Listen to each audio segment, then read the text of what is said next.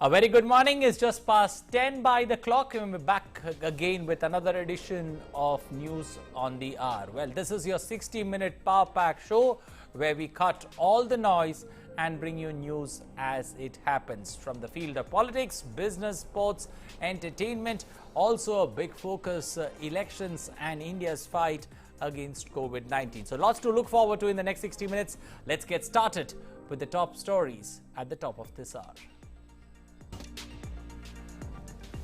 As the country battles biggest COVID wave so far, Russian vaccine Sputnik V says it has got the nod of the drug controller of India to be the third vaccine after Covishield and Covaxin in the country. Nearly 11 crore vaccine doses administered so far.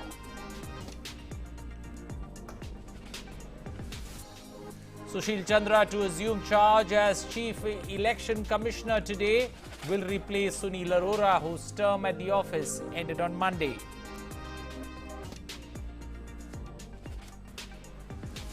Election Commission bans Mamata Banerjee from campaigning for 24 hours by finding her guilty of violating the Model Code of Conduct.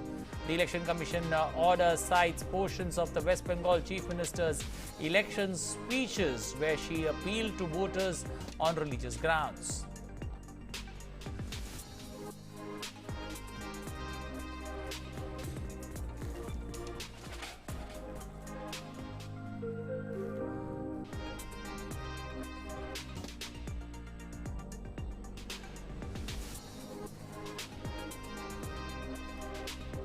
Navratra being celebrated with fervor across the country. Also Bihu in Assam, Baisakhi in Punjab being celebrated.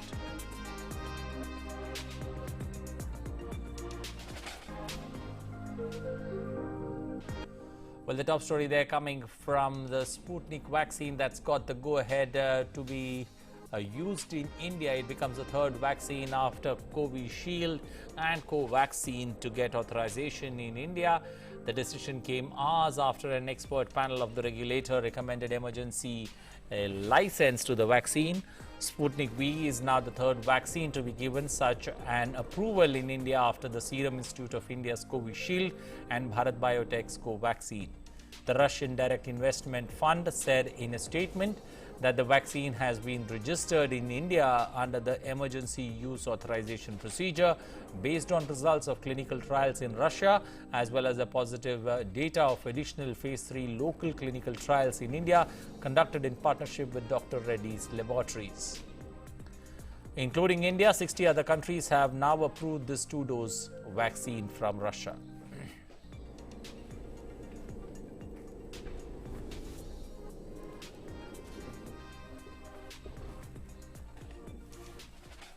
Well, for more on the story, Tapas joins us this morning. Tapas, good morning. The authorization very much there, but when do we see the rollout of this particular vaccine from Russia? Well, it's going to take some time because as of now,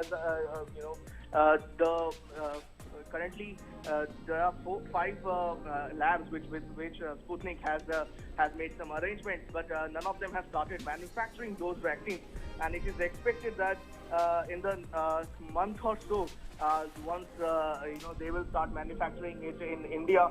But for now, one can see that the Sputnik vaccine can come only from Russia, and export variant, 100 million doses will come from there. And from another month or so, one would expect the vaccine to reach the common people. The made in India vaccine will be able to reach the common people.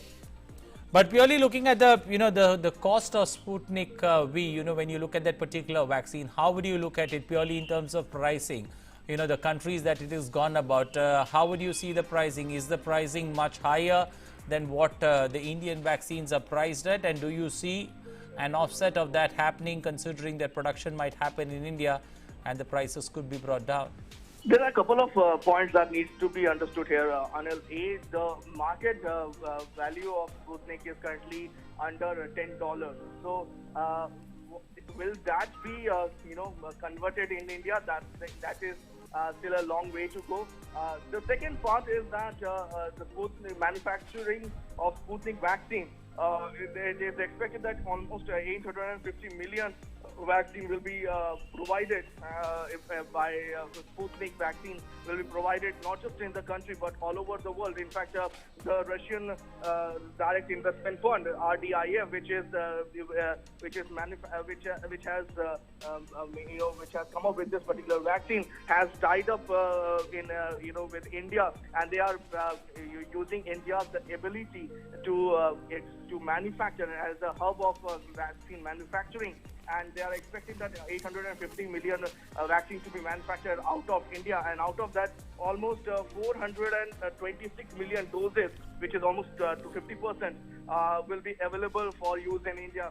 So if such a huge quantity of vaccine are manufactured, obviously the cost will come down. Now the price negotiation will start from henceforth. There will be a group of expert panel which will sit down and thrash out the details. Remember, the same thing happened for Covaxin as well as for Covishield. So, keeping in mind the fact that India's ability to manufacture such a huge number of vaccines, in fact, RDIF, which is the Russian Direct Investment Fund, has tied up with almost 5 pharmaceutical companies, the Gland Pharma, Biotech, Panacea Biotech, Hetero Biopharma. All these companies are expected that in the month or so they will start production of this particular vaccine. And once they start doing that, the cost will definitely come down. As of now, it is going to be export variant, but once they start manufacturing in the country, the cost per part will actually come down, and the expert panel will decide on the amount that will be spent by the country to get this particular vaccine. That's going to be a tough call to take, considering the fact that, as you mentioned, it's sold at $10 per vial there in the international market. That's almost 4 times the cost of what that is seen, especially in the Indian, when it comes to the Indian vaccines, that Covaxin as well as Covishield. But it will take some kind of maneuvering there when it comes to some hard bargaining there when it comes to the pricing. But as you put it rightly there, with local production coming into play, we could see a drop in prices. Thank you and appreciate you joining us this morning with those updates there on that Sputnik V vaccine that's got an authorization there from the drug controller. Well, moving on now to vaccination in India. Today is day 3 of the countrywide Tika Utsav or vaccine festival. Day 2 of the 4-day Tika Utsav saw many workplace vaccination centers operational across the country. Over 40 lakh vaccine doses were administered on Monday. And 71,000 COVID-19 vaccination centers are now operational, marking a rise from an average of 26,000 operational vaccination centers. The cumulative number of COVID-19 vaccine doses administered in the country so far stand at 10 crore 85 lakh in terms of daily doses administered. Globally, India continues to remain at the top with an average of around 40 lakh 55,000 doses administered per day.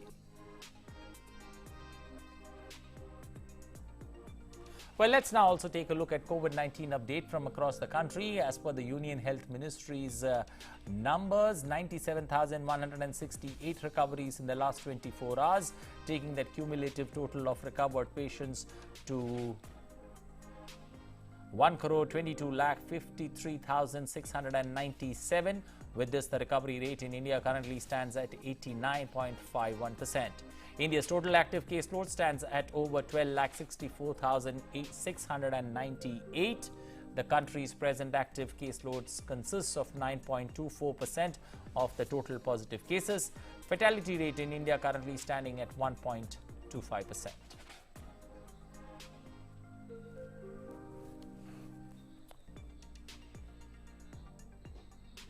Well, looking at testing updates, as per the Indian Council of Medical Research, over 25 crore 92 lakh samples have been tested for COVID-19 in the country so far, including 14 lakh samples tested on Monday. Well, Sushil Chandra will assume charge as the Chief Election Commissioner today, replacing Sunil Arora, whose term in the office ended on Monday. The President on Monday appointed Sushil Chandra, the senior-most election commissioner, During his term in office, he will oversee the conduct of polls in 5 states: Uttar Pradesh, Punjab, Goa, Uttarakhand and Manipur. Before his 2-year tenure as the election commissioner, Sushil Chandra was chairman of the Central Board of Direct Taxes and since his appointment has worked on 10 state elections.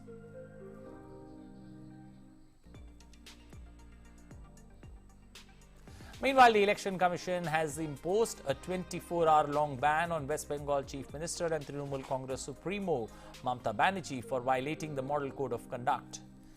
The ban has come into effect from 8 p.m. on Monday night and will be in force till 8 p.m. today evening.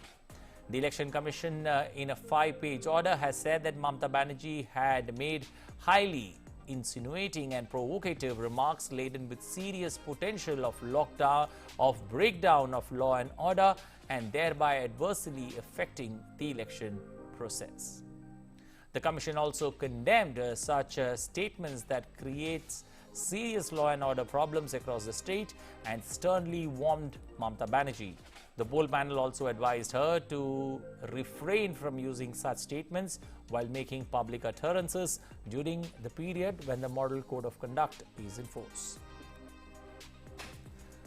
The West Bengal Chief Minister has been served 2 notices last week by the Election Commission already, which said her replies to them betrayed selective amnesia.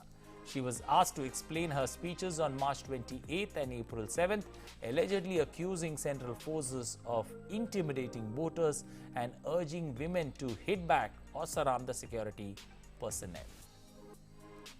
Mamata was quick to respond as she decided to sit on a dharna in protest. She tweeted, and I quote, "To protest against the undemocratic and unconstitutional decision of the Election Commission of India, I will sit on dharna today at Gandhi Murti, Kolkata from 12 noon.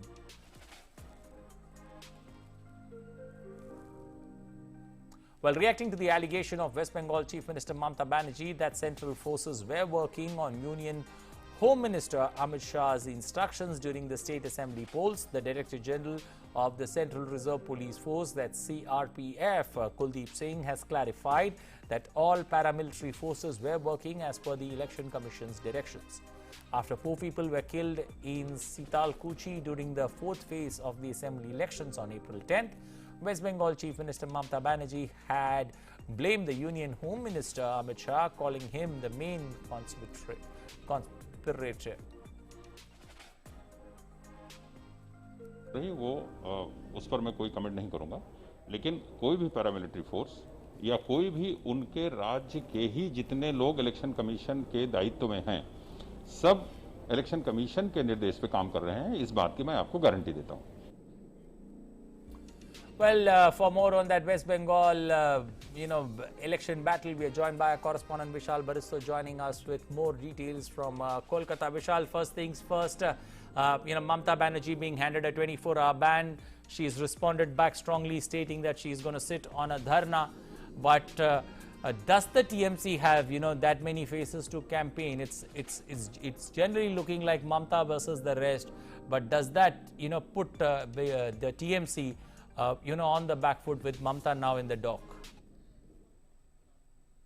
Well, very obviously, because with the main leader, their firebrand chief minister, out of focus for Trump, definitely it's going to be tough for the TMC, but the TMC is also trying to play it as a victim card, calling it as an unfortunate and a biased statement and directly from Election Commission. And Derek O'Brien, the MP of Trinamool Congress, calling it backdated. Obviously, but that TMC is trying to harvest more and more on this, calling it that the lady is from Bengal. This is an attack on the daughter of Bengal. And Mamata Banerjee has planned a firing campaign starting off from 8 o'clock, because 8 o'clock her ban ends, and 8 o'clock from Salt Lake she has planned a campaign.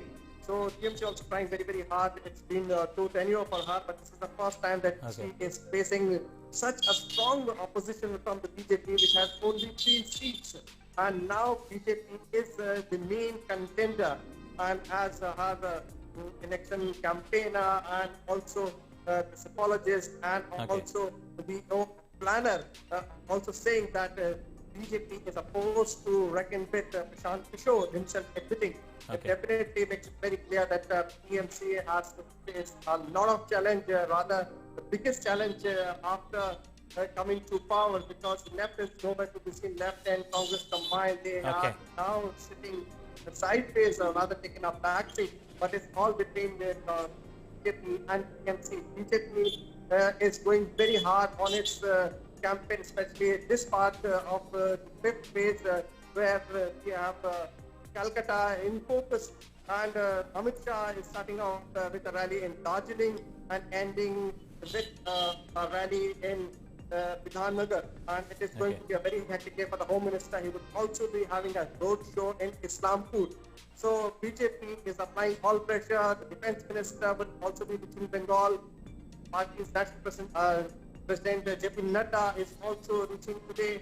Yesterday we had a rally of the Prime Minister, and Prime Minister accusing Mamata in Bengali, Abol Tabol Bachan, that he is talking this is not making sense. So it's it's a very hard contest between the two. TMC taking on BJP and BJP trying very hard to upsurge the 10-year-old TMC rule in Bengal. You know, also when you look at, this particular battle of a regional party, taking on a national party in a state election, how do you see this particular play out? We've seen we've seen 4 rounds of voting already take place. The 5th round of voting is around the corner. But how do you see it play out? Has it been bitter, or would you say it's been even Stevens when you look at this particular, battle for regional supremacy? It is a very bitter battle between the two, and though it started off with a triangular contest with Congress and left combined taking on TMC, but then BJP has spearheaded ahead of Congress and left combined. And now I can see shades of what happened in Tripura, because there you had a long left rule and BJP suddenly taking over Tripura. Obviously the results are awaited, but I'm talking about the strategy. Now here, like in Tripura, they had Panna Pramukh. Panna Pramukh means the page of electoral voters list. One page, they had one head, and they were trying to reach out. And on those lines, in Bengal also, especially in this area of Calcutta, BJP has changed its strategy now. Apart from the rallies and roadshows, they would be reaching out in small groups to localities and campaigning, reaching out to the people, telling them what BJP can do for them, how the double-engine government can help them, and how TMC and all her anti-incumbency can be a bad omen, has been a bad omen for Bengal, and why anti-incumbency is there because of cut money, because of all the central aid that is being sent, especially even for the farmers, that was not provided by the TMC. So BJP is trying very hard. It is all about planning. It is all about campaigning. And that is what BJP is doing best, and BJP is best at that. Okay, now, Vishal, considering that there has been a 24-hour ban on Mamata Banerjee, and, all that the BJP raised with regards to Mamata Banerjee is now suddenly, she seemed to be reprimanded by the Election Commission. Do you somewhere see now this particular election battle in the remaining 4 phases, some kind of calm that's going to come in the election battle, after what the Election Commission did to Mamata Banerjee? But to be honest, Anil, I don't see things settling down so easily and so quickly. But I see, as a journalist, I see that things going from bad to worse, because Mamata is not taking it very lightly, despite of all the directives from the Election Commission. And things have also not gone well with the paramilitary forces, because they are also not liking it, because I've been talking to some of them off the record, and they have been saying that we are here to maintain law and order. Why are we being targeted? We are here for the to conduct the elections as part of the Election Commission. We are working on the directive of the Election Commission only. You heard the DG of CISF making it very clear that the force CISF and the paramilitary forces, that includes the CRPF as well, is not working on any directive from any political party.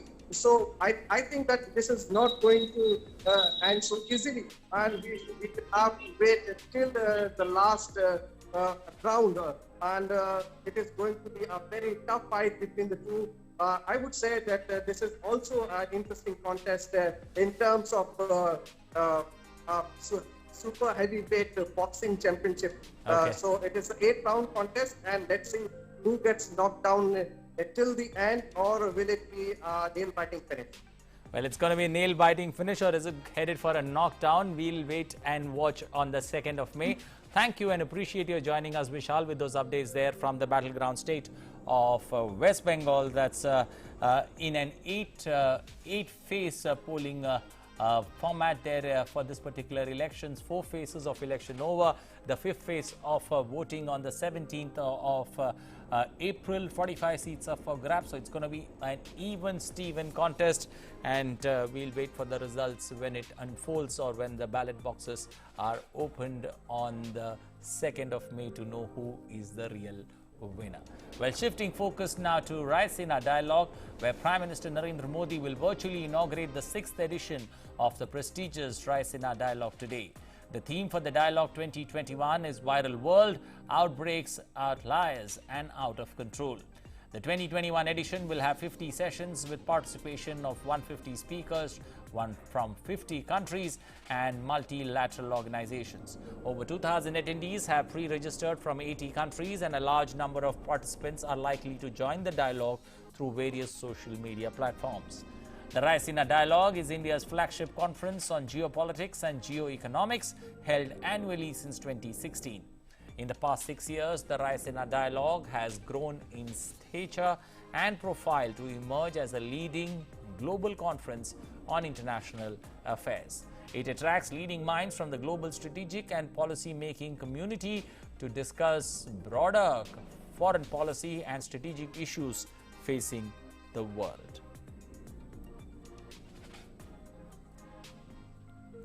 Well, for more on the story, we've got our correspondent Abhishek Jha joining us this morning, giving us an update on the significance of the Raisina Dialogue and into its 6th edition this time around. What's special? Well, Abhishek, good morning. Clearly looking at the way, this particular 6th edition of the Raisina Dialogue that's going to be held virtually, what are the big, must watch or look forward discussions that one needs to look at in this edition of Raisina Dialogue? So Anil, as you know that this edition of Raisina Dialogue is happening virtually because of the corona pandemic. So it is actually the theme of this year's Raisina Dialogue has been around this corona pandemic and how the world is struggling with it, and what are the ways forward and how the post-pandemic world order could be.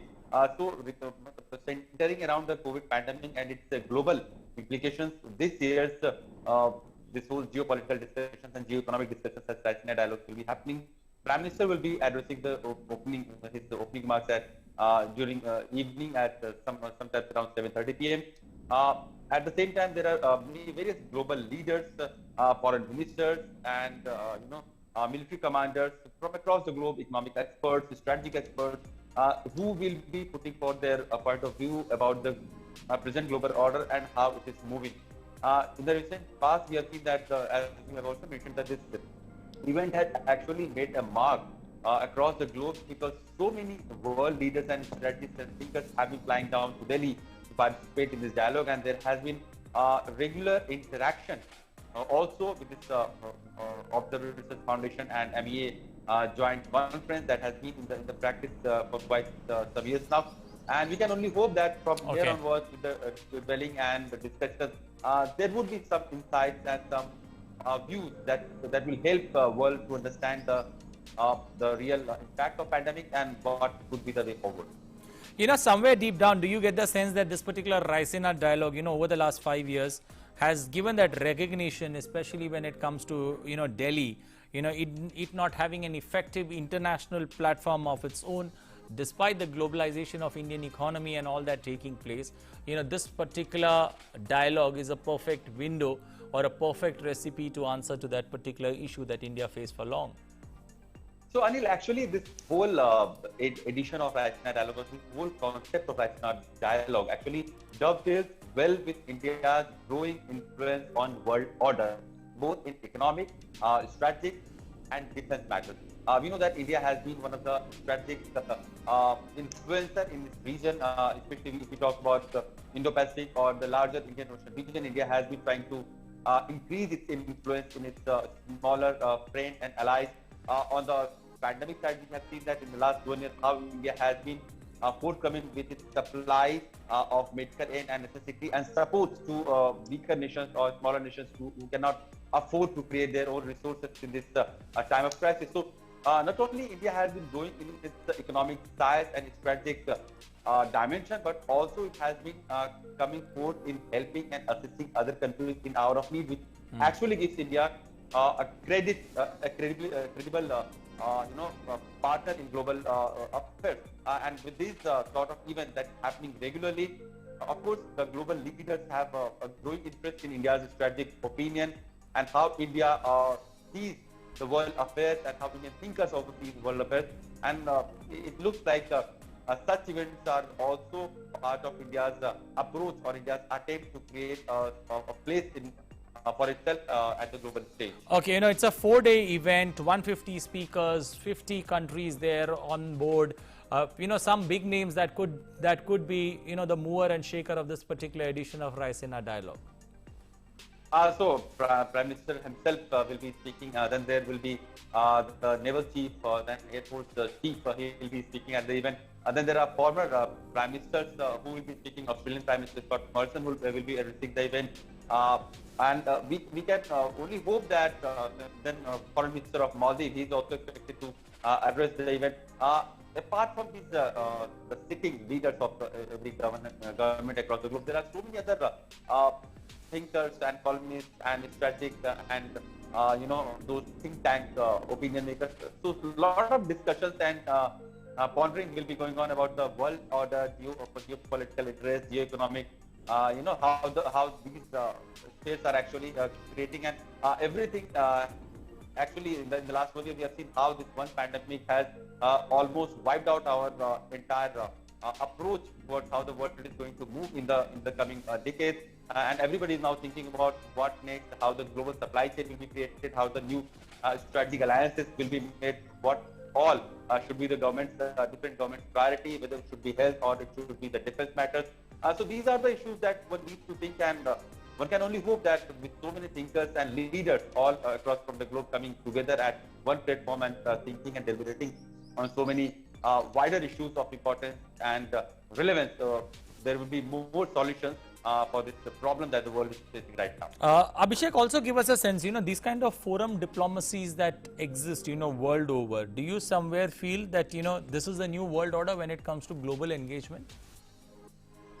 So, of course, Anil, if you see about the global engagement, we have seen that so many foreign ministers from across the globe has been traveling to India. We have seen Russian Foreign Minister Lavrov traveling to India. Now, French Foreign Minister is in India. So, we can see the growing interest of global powers in India, because India is not only economic powerhouse, India is not only a wider market where everybody is eyeing for its potential, economic benefits, but also India is strategically well located and at one of the Asian giants that is emerging as a world power.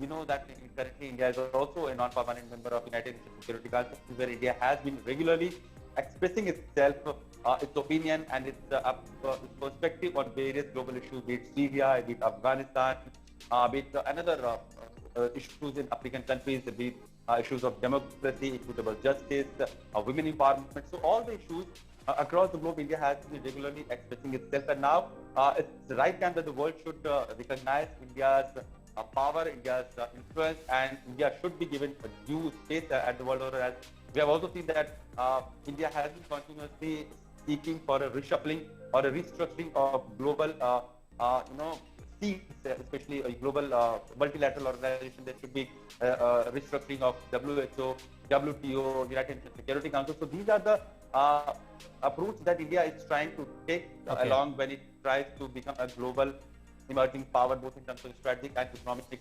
aspect. So we can see that with such events and so many leaders coming to India, they will obviously comprehend what India's position right now is, what India's potential is, and what due praise India should be given at the global world platform. Okay, we'll leave it there. Thank you and appreciate you joining us this morning with those updates there on the Raisina Dialogue that begins today. A 4-day conference, 150 speakers from 50 countries expected to speak and exchange ideas. The Prime Minister expected to speak later today. Thank you and appreciate your joining us this morning with those updates there from the 6th edition of Raisina Dialogue. Well, moving forward, Minister for Europe and Foreign Affairs of France will hold talks with External Affairs Minister Dr. S. Jaishankar today. Late Ryan and Jaishankar to discuss bilateral, regional and international issues of mutual interest. He will also meet the Environment Minister Prakash Javadekar on a panel discussion on climate change. He will participate in the Raisina Dialogue India and Raisina Dialogue. India and France enjoy a strategic partnership since 1998, which has been marked by regular high-level exchanges and growing cooperation in diverse areas. Lee Ryan's visit will pave the way for further strengthening of the partnership across trade, defense, climate, migration and mobility, education and health sectors in the post-COVID context. Well, United Kingdom has added Pakistan to a list of 21 high-risk countries with unsatisfactory money laundering and terror financing controls.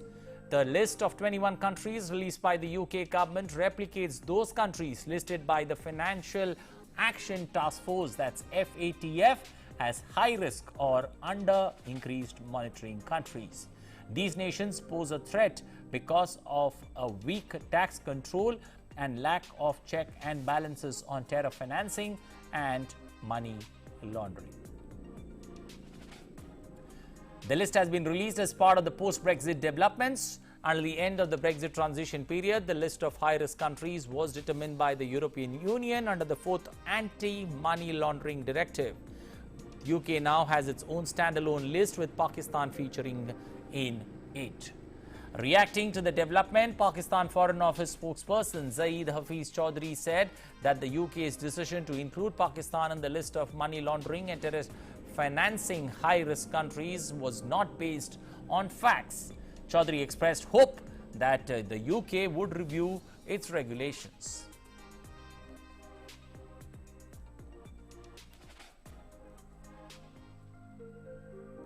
Well, Chaitra Navratri begins from today. The holy festival of Navratri is celebrated for 9 days and will conclude on the 22nd of April. The first day of Chaitra Navratri is celebrated as the new year by the people of the Hindu community. People pray to 9 different forms of goddess Durga on these 9 days. Navratri is celebrated as different festival in different states. Gudi Padwa in Maharashtra, Ugadi festival in Andhra Pradesh. On the auspicious festival of Chaitra Navratri, people greet their loved ones with wishes of a happy Navratri. In Delhi morning, Aarti was performed at the Jhandewala temple in the presence of priests and their family members. The temple has been closed for general public in view of the rising cases of COVID-19 in the national capital. Prayers were also performed or offered at the Kalkaji temple in the national capital. Amid COVID-19 scare, e-passes are mandatory for devotees arriving at the temple.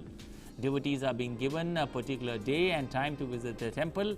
The link is available on the temple website. On the occasion of Baisakhi, devotees thronged to seek blessings at the Golden Temple in Amritsar.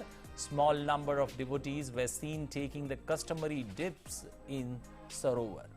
Baisakhi marks the start of the harvest season and thus has a special link with nature and farmers.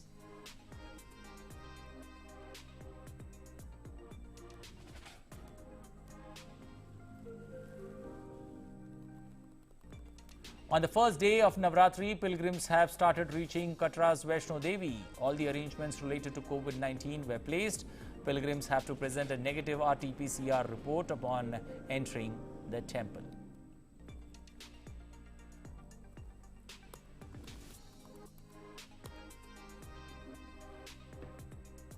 President Ramnath Kovind has extended greetings to fellow citizens on Chaitra Shukladi, Ugadi, Gudi Padwa, Cheti Chand, Navre, Shajibu, Cheroba, Vishu and Vaishakhi. In a tweet, he said these festivals celebrated in different ways across India symbolizes unity in diversity. May these festivals bring good health, peace and prosperity to all.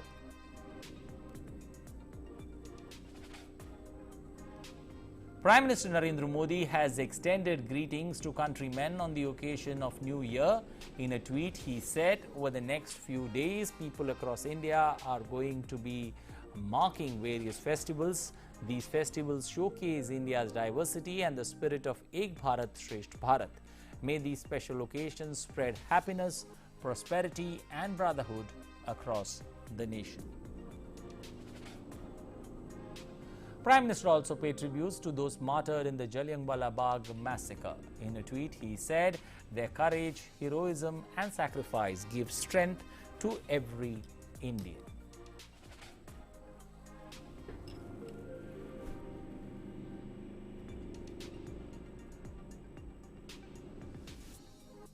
Well, time for us to slip into a short breather here on News on the Hour. On the other side, we'll take a look at all the global developments. Till then, stay tuned. Your window to rising India. India's voice on global platforms. Latest news from India and around the world. In-depth analysis of global headlines. Watch DD India in your country. Available for downlink in Middle East countries. STTV broadcast is available through the satellite GSAT 17 at 93.5 degrees east. HDTV broadcast is available through the satellite GSAT 10 at 83 degrees east. For technical details, scan here. Switch to DD India now. The changing world of news. Headlines that you wake up to. News that shapes your day. Stories that matter to you. The latest and most accurate updates. A fresh start to a new day. The breakfast news, Monday to Friday, 8 a.m. on DD India. Your window to rising India. India's voice on global platforms. Latest news from India and around the world. In-depth analysis of global headlines. Watch DD India in your country. Available for downlink in Middle East countries. STTV broadcast is available through the satellite GSAT 17 at 93.5 degrees east. HDTV broadcast is available through the satellite GSAT 10 at 83 degrees east. For technical details, scan here. Switch to DD India now.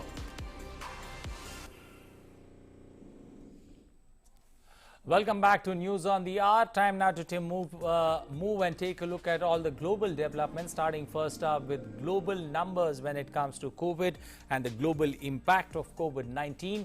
More than 13 crore 72 lakh people worldwide being affected by COVID-19. Recovery stand at 11 crore 4 lakh. Total deaths 29 lakh 58,000. United States worst affected both in terms of infection as well as fatalities. In terms of infections, 3 crore 19 lakh. In terms of fatalities, this particular virus has claimed over 5 lakh 75,000 lives.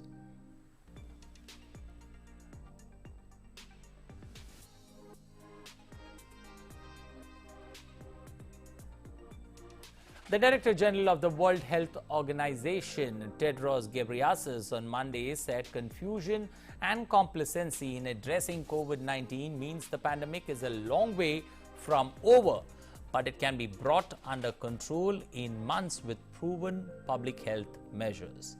The WHO DG also said that very few people are taking precautions, and it appears that some have been taking the approach that if they are relatively young, it doesn't matter if they get COVID-19. We too want to see societies and economies reopening and travel and trade resuming. But right now, intensive care units in many countries are overflowing and people are dying. And it is totally avoidable. This disease is not flu. Young, healthy people have died. And we still don't fully understand the long-term consequences of infection for those who survive. This pandemic is a long way from over. But we have many reasons for optimism. Meanwhile, the WHO team leader on COVID-19 said that the pandemic is growing exponentially with a 9% increase in cases last week, the 7th consecutive week of increases, and a 5% rise in death rates. We are in a critical point of the pandemic right now. The trajectory of this pandemic is growing. In the 7th week in a row, we've had more than 4.4 million new cases reported in the last week. If you compare that to a year ago, we had about 500,000 cases being reported per week. Last week, we had 4.4 million cases. If you look on our website and you actually look at the epi curve and the trajectory of the pandemic right now, it is growing exponentially. This is not the situation we want to be in 16 months into a pandemic, where we have proven control measures. Well, Africa must expand the vaccine manufacturing to combat the COVID-19 pandemic and future health emergencies. Continental leaders and international health officials said this on Monday. The continent has struggled to acquire coronavirus vaccines and imports majority of its medicines and medical equipment, leaving it at the mercy of overseas supplies.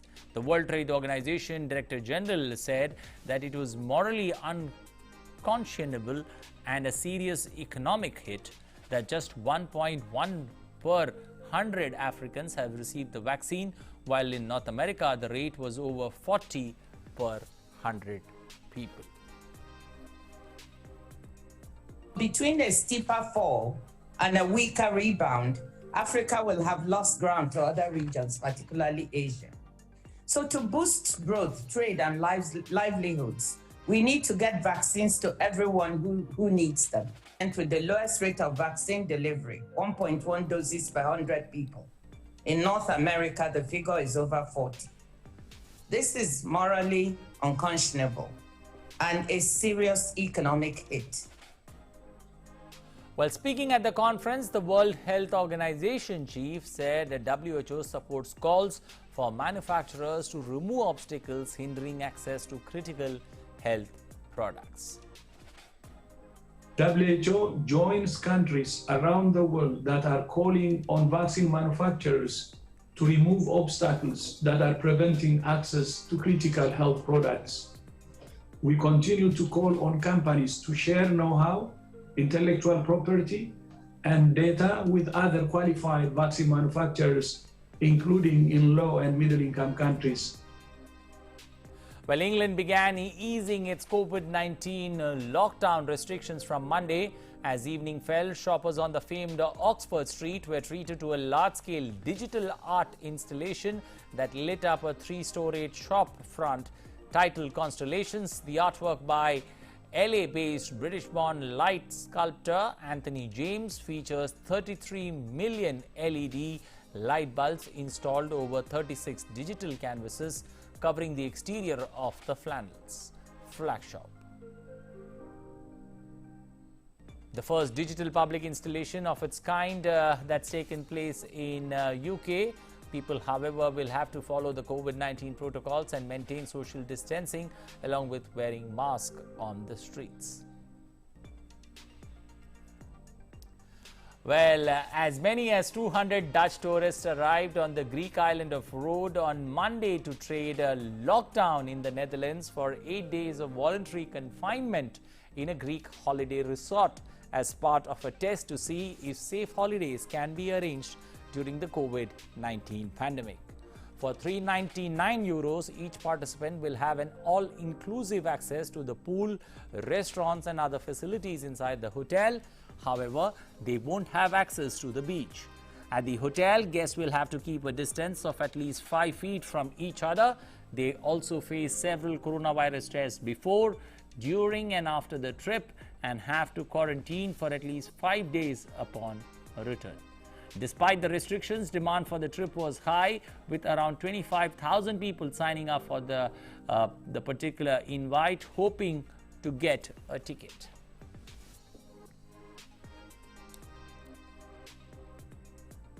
Well, New Zealand has become the first country to introduce a law that will require banks, insurers, as well as investment managers to report the impact of climate change on their businesses.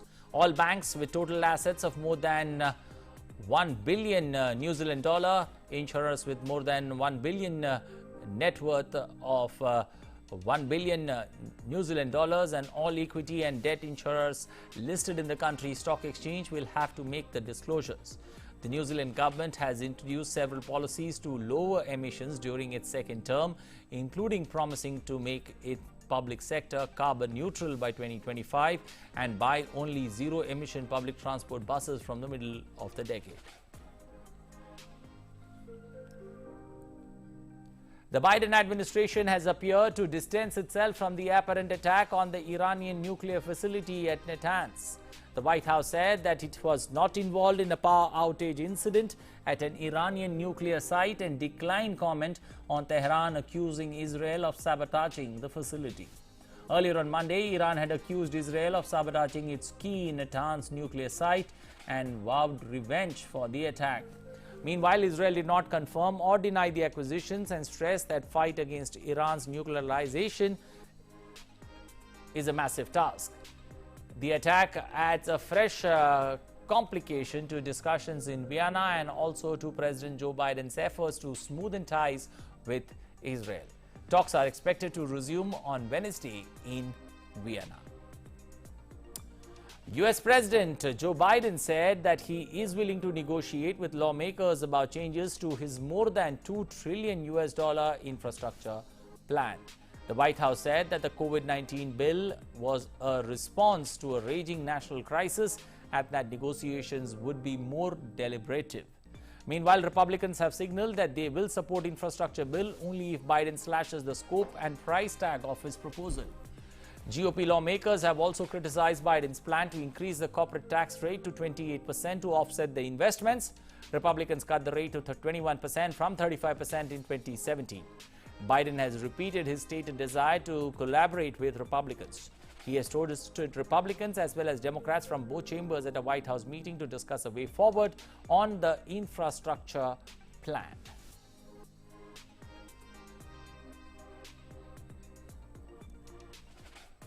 Foreign ministers from the G7 group of nations, including UK and France, have condemned the increase of Russian troop members near the borders with Ukraine and in Russia-occupied region of Crimea.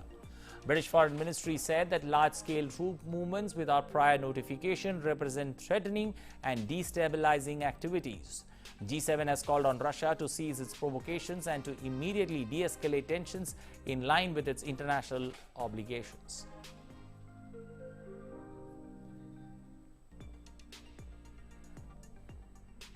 White House has also expressed concern over Russia's increasing aggression on the Ukraine border and that this will be a subject of talks between senior US and NATO officials this week. White House Press Secretary Jen Psaki has said that US has been watching the increasing aggression of Russian soldiers on the border. White House also said that the US officials are in contact with Ukrainian officials as well. Meanwhile, Russian Foreign Minister Sergei Lavrov said that Turkey and other responsible nations not to feed what he described as a belligerent sentiment in Ukraine.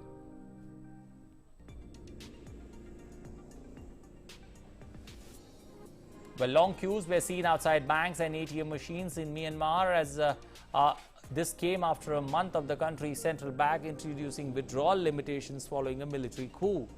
Banks in Myanmar have remained shut since the military coup began on the 1st of Feb. The public are allowed to withdraw only 2 lakh kyat from their bank account per day.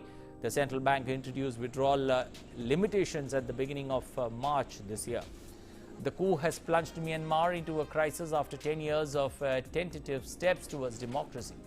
Myanmar's security forces have killed at least 706 protesters. The coup has been triggered relentless protests by those opposed to military rule and unyielding suppression by the generals who say that they only can save the country from disintegration.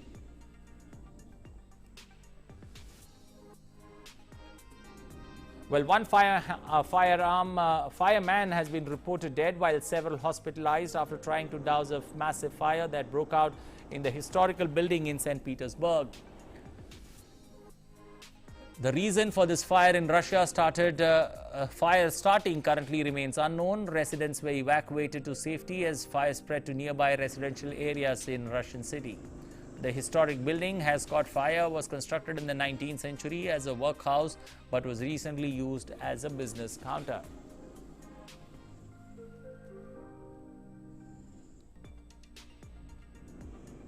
Well, heading for another short breather here, but let's also take a look at the markets there.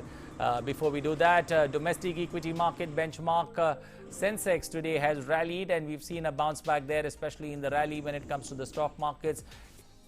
Indian stock markets, they're moving in the right direction. BSE Sensex and Nifty both trading in the green and having recovered from that bloodbath that was seen yesterday. Nifty Bank Index has also gained over 1% after falling 5% in the previous trading session on Monday. Nifty Metal Index up 1%. IT stocks were the top index draggers in today's session.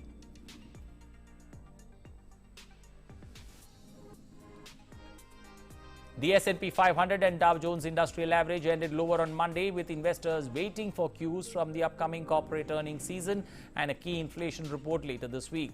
Stocks sold off after strong gains in recent days that were driven by a pullback in the benchmark 10-year bond yield from 14-month highs. With U.S. consumer price data for March due to be published today, this could drive the Treasury yields higher.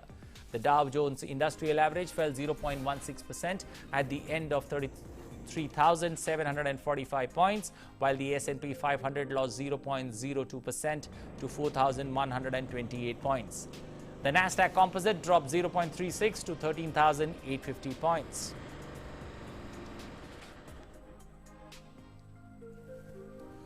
US President Joe Biden held a meeting with executives from major companies to discuss the global chip shortage. Automakers have been particularly hit hard by the global chip shortage after orders were cancelled amid coronavirus pandemic infections on the rise. Broadband, internet, cell phone and cable TV companies also face delay in receiving network switches, routers and servers. Meanwhile, a US auto industry group last week urged the government to help and warned that a global semiconductor shortage could result in 1.28 million fewer vehicles built during the year and disrupt production for another 6 months. Among the executives attending the meeting with Biden were General Motors Chief Executive Mary Barra, Ford Motors CEO Jim Farley, and Chrysler's parent Stellantis NV Carlos Tavares. On to sports, Champions League first up, PSV taking on Bayern Munich there in the second leg of the Champions League. PSG have advantage from that away game, which they managed to win 3-2 and go into this game with that cushion there and look to make it count against the defending champions who couldn't get knocked out in the quarterfinal stage tonight.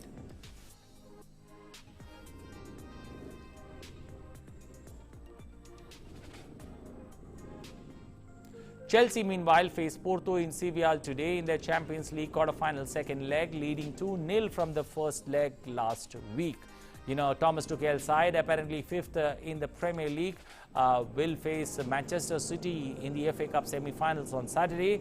They sit 2-0 up and are playing the away game since it's a neutral venue in Sevilla and have the advantage of having a 2-goal lead in the first session of play.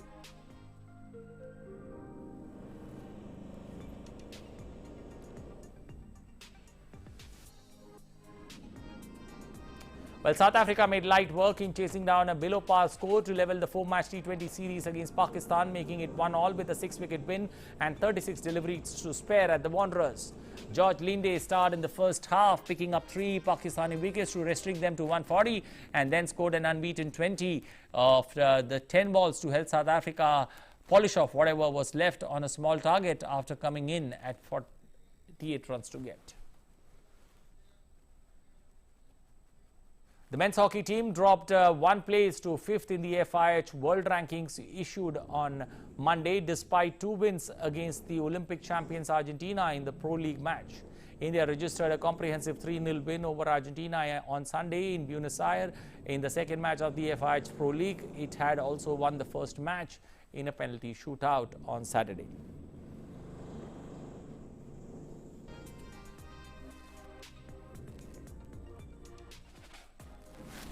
Well, moving to the next story, on to IPL there. Sanju Samson's sensational 100 on his captaincy debut went in vain as young pacer Arshdeep Singh held his nerve in the final over to help Punjab pull off a thrilling 4-run win over Rajasthan in a high-scoring IPL game in Mumbai.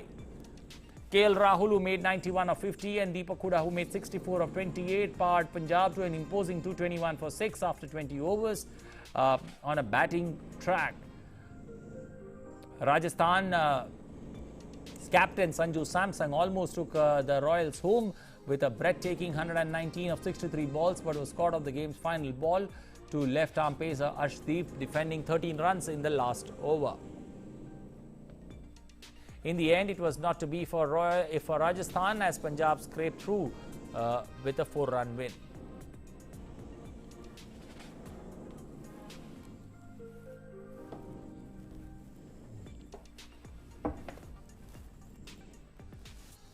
Well, that's all we have time for in this edition of News on the Hour. Thanks for watching. You take good care of yourself. Don't forget to wear your mask at all times, maintain social distancing, and also sanitizing your hands every possible time. So keep that simple mantra of SMS in mind as you step out of the house. Remember, the battle against COVID-19 continues. We all need to be a part of this particular battle against COVID-19 because we not only care for ourselves, but we also care for our loved ones and for humanity at large. Thanks for watching. Bye-bye. Take care.